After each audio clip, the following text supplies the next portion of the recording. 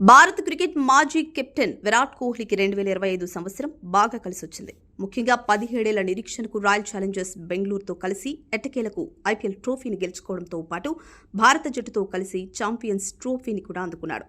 అంతేకాదు ఏడాది చివర్లో దక్షిణాఫ్రికాతో జరిగిన చివరి వన్డే సిరీస్లో 2 సెంచరీలు సాధించి అద్భుత ఫామ్లో ఉన్నాడు. దీంతో ఇప్పుడు 2026లో కోహ్లీ ముందర మరో 3 కీలక మైలురాళ్లు సవాలుగా మారనున్నాయి. ఇక ఐపీఎల్ చరిత్రలో 9,000 పరుగులు పూర్తి చేసిన తొలి బ్యాటర్గా నిలవడానికి ఐపీఎల్ 2026 సీజన్లో విరాట్ కోహ్లీకి కేవలం 339 పరుగులే కావాలి.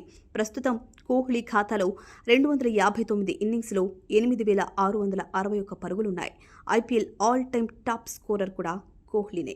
రెండో స్థానంలో ఉన్న రోహిత్ శర్మ 267 ఇన్నింగ్స్ల్లో 7,046 పరుగులు మాత్రమే చేశాడు. కోహ్లీ తన ఐపీఎల్ కెరీర్ మొత్తంలో ఒకే జట్టు ఆర్సీబీకి మాత్రమే ఆడాడు. గత 3 ఐపీఎల్ సీజన్లలో ఏ సీజన్లోనూ అతను 600 పరుగుల కంటే తక్కువ చేయలేదు.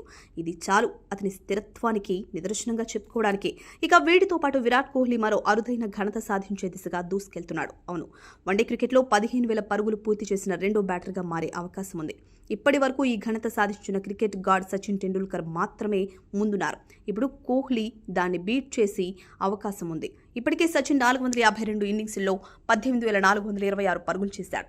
ప్రస్తుతం కోహ్లీ 296 ఇన్నింగ్స్లో 14,557 వన్డే పరుగులతో రెండో అత్యధిక స్కోరర్గా ఉన్నాడు. కాబట్టి 15,000 పరుగుల మైలురాయిని చేరుకోవాలి అంటే అతనికి ఇంకా 443 పరుగులు అవసరం.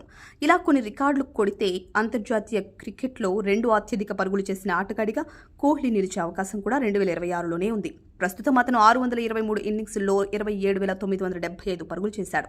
కోహ్లీ కంటే ముందు కుమార సంగక్కరా చేసిన 28,016 పరుగులతో ఉన్నాడు. ఇప్పుడు ఆ రికార్డును అధిగమించేందుకు కోహ్లీకి కేవలం 42 పరుగులే కావాలి. న్యూజిలాండ్తో జరిగే 2026 తొలి మ్యాచ్లోనే ఈ ఘనత సాధించే అవకాశం ఉండడంతో ఆ మ్యాచ్పై అభిమానుల్లో ఆసక్తి నెలకొంది.